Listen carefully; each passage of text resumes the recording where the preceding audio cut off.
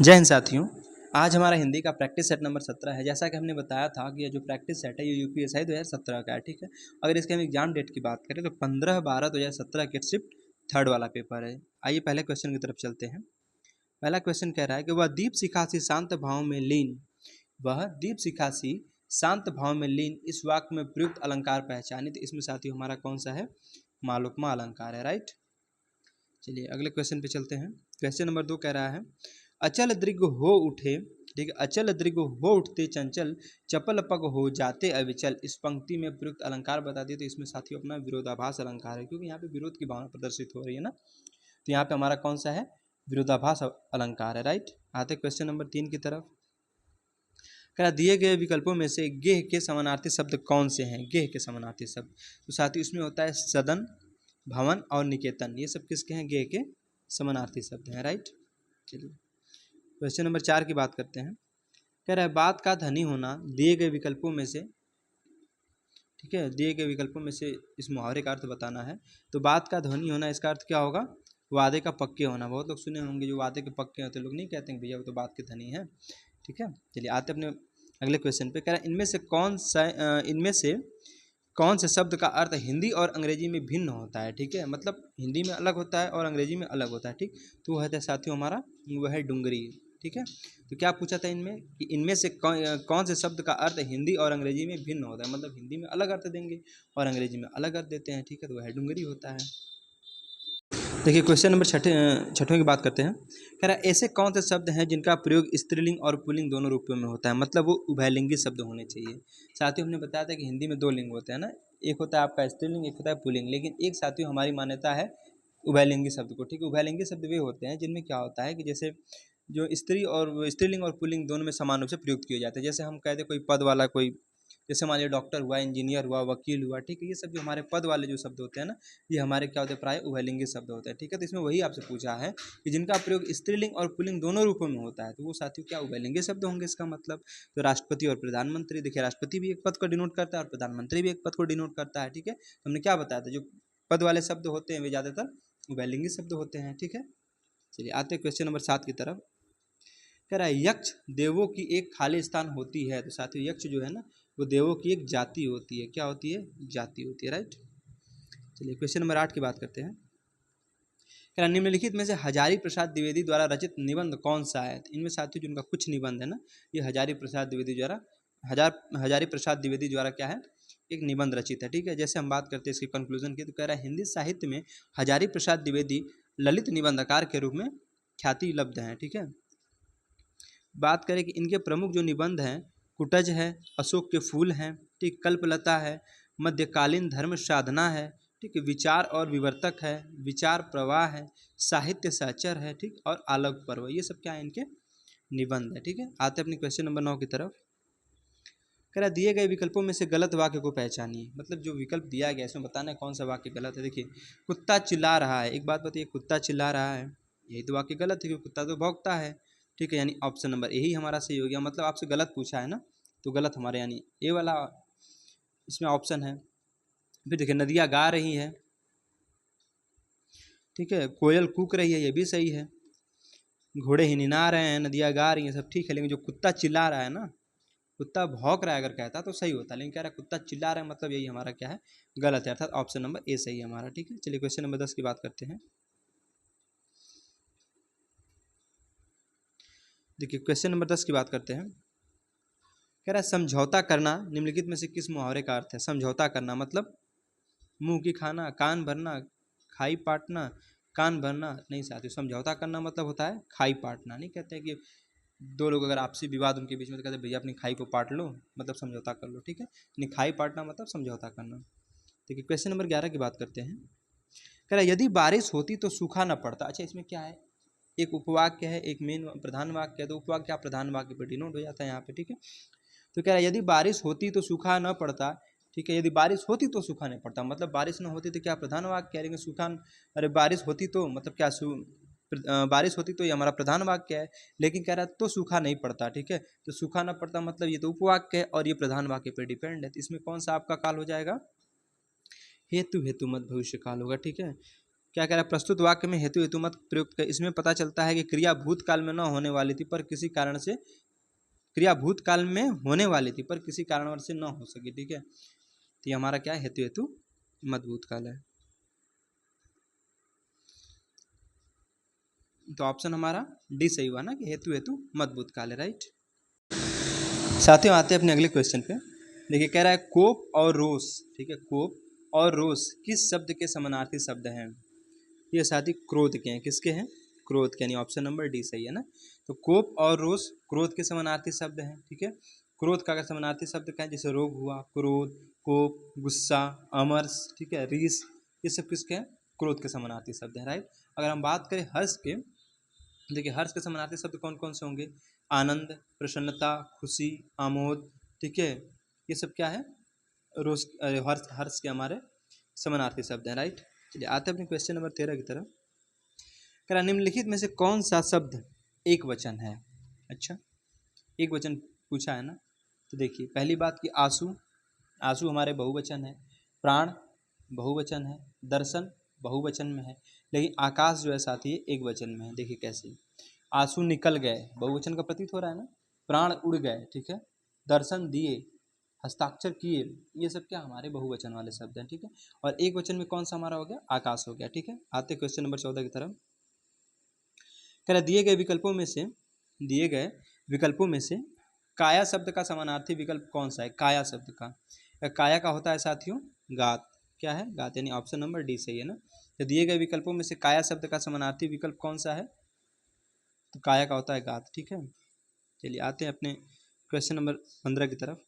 कह रहा है हिंदी में रिपोर्टाज, हिंदी में रिपोर्टाज विधा का जनक किसे माना जाता है। तो साथ ही शिव, ये हमारे शिवदान सिंह चौहान को, किसको, शिवदान सिंह चौहान को। ठीक है, यानी ऑप्शन नंबर हमारा सी बिल्कुल राइट है।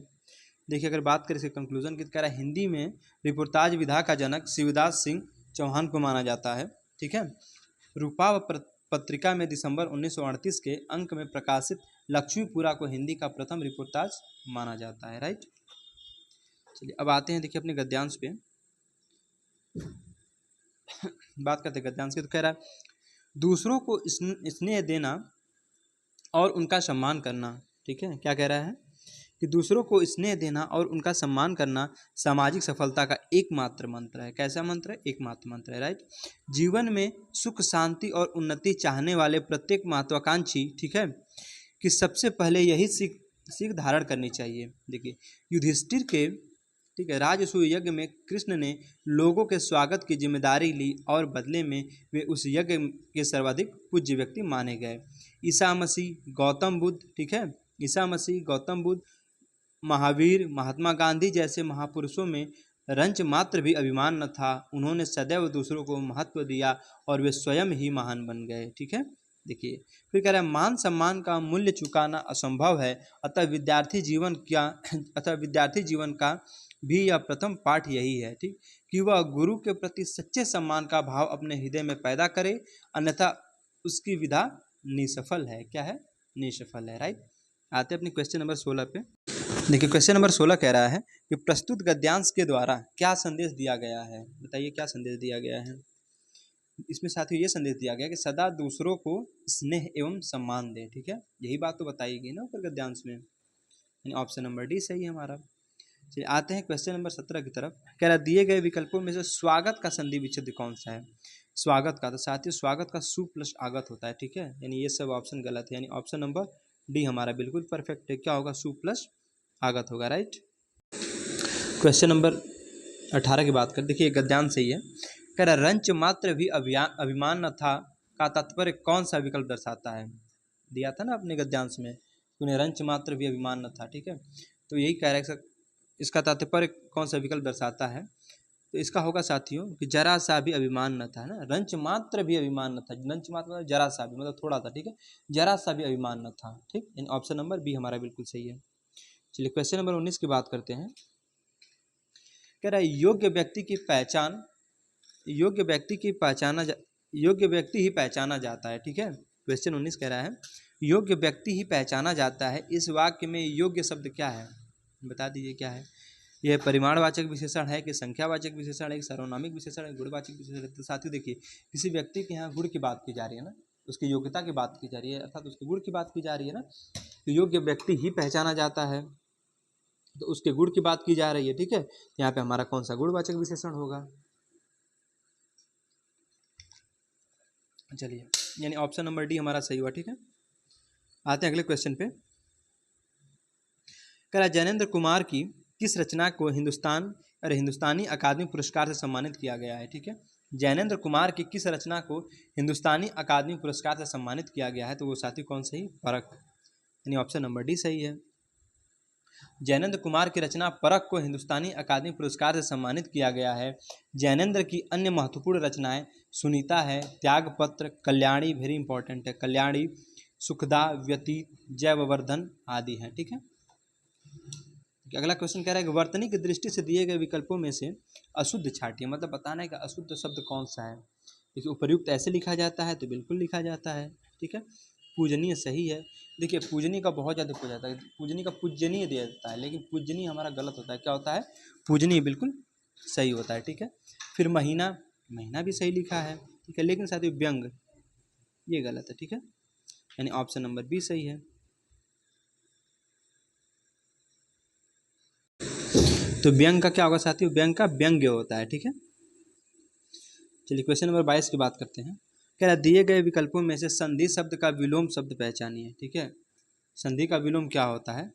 संधि का बता दिए। संधि का सुगम होता है कि सरस होता है कि सार्थक होता है कि विग्रह होता है? तो संधि का क्या होता है? विग्रह होता है। ठीक है, बहुत लोग संधि का विच्छेद करते हैं, लेकिन नहीं, संधि का विग्रह होता है, संधि का विच्छेद विलोम नहीं होता। तो संधि का विलोम क्या होगा?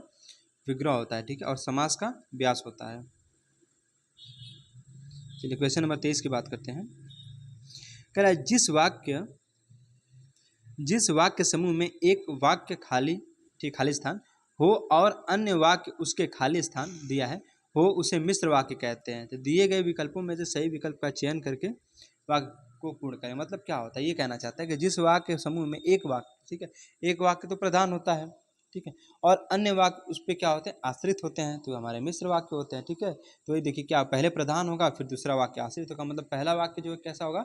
प्रधान होना चाहिए, और उसी प्रधान वाक्य पे आश्रित वाक्य डिपेंड होता है, यानी ऑप्शन नंबर हमारा बी सही है।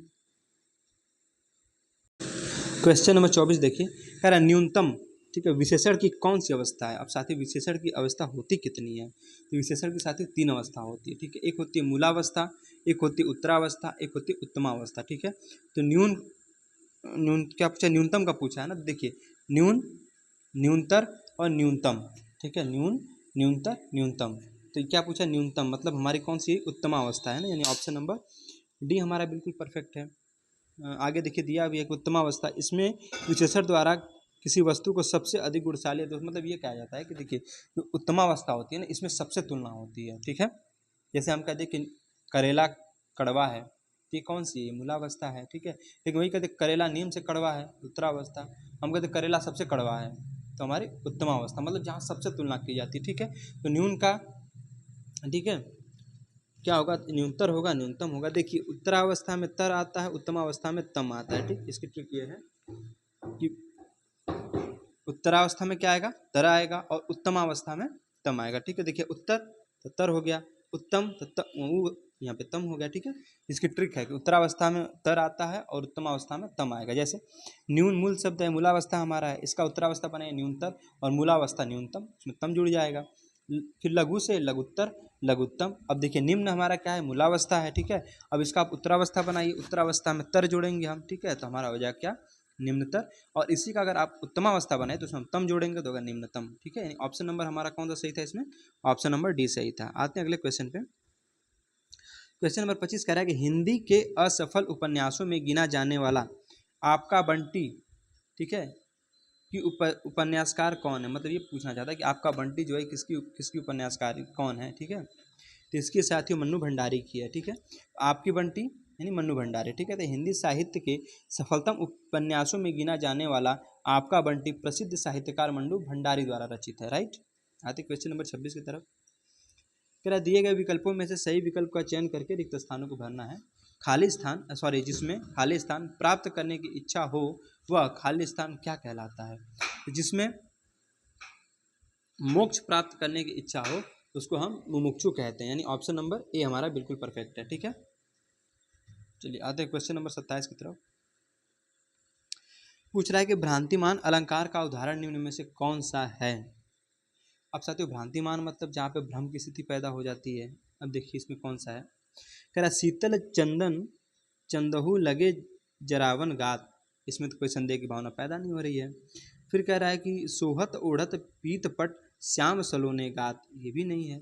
अब देखिए क्वेश्चन नंबर सी क्या, अरे सॉरी ऑप्शन नंबर सी कह रहा है नाक का मोती अधर की कांति से बीच दाढ़िम का समझकर भ्रांति से, ठीक है, सा हुआ सुख मौन है सोचता है या अन्य सुख कौन है। ठीक है, यही इसका पूर्ण वाक्य होगा ना। तो ये हमारा कौन सा भ्रांतिमान अलंकार है। ठीक है, इसमें क्या जो डाल पे बैठा जो तोता है ना उसको यहाँ पे भ्रम की स्थिति पैदा होती है। ठीक है, चलिए आते क्वेश्चन नंबर 28 की तरफ।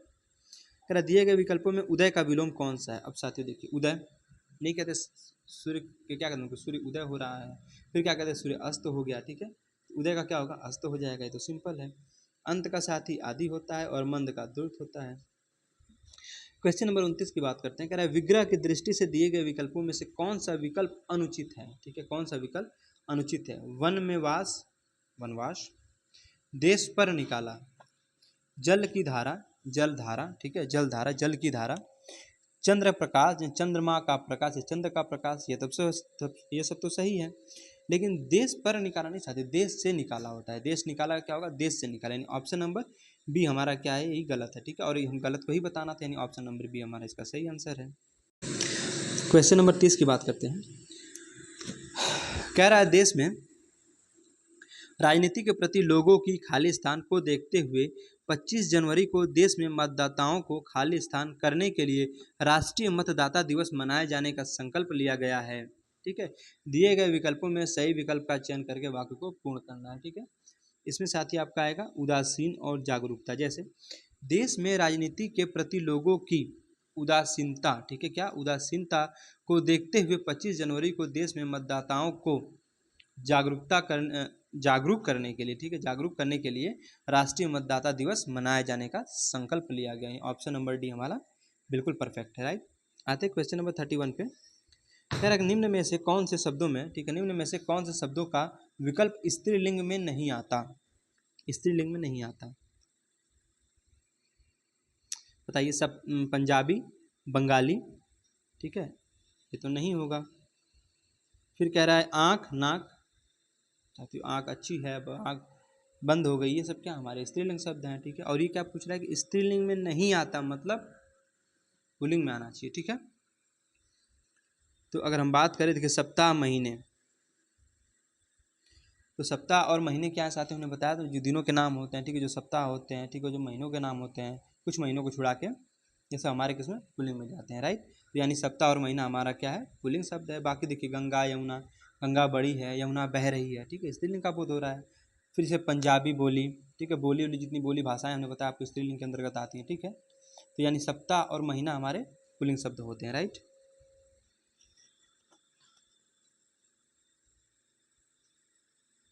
चलिए क्वेश्चन नंबर 32 में देखते हैं। निम्न में से कौन सा शब्द बहुवचन है बताइए। गौ, लेखक, अनुज, गुरुजन। साथियों देखिए हमने बताया था कुछ शब्दों का जब हम एक वचन से बहुवचन बनाते हैं तो उनमें हम गण वृंद जन इत्यादि लगाकर हम एक वचन से बहुवचन बनाते हैं। जैसे गुरु का बनाएंगे तो गुरुजन हो जाएगा। ठीक है, मुनि का बना रहे तो मुनि वृंद हो जाता है। ठीक है, अगर आप शिशु का बना रहे हैं तो शिशु का बनाएंगे तो शिशु का तो शिशु में हो जाता है।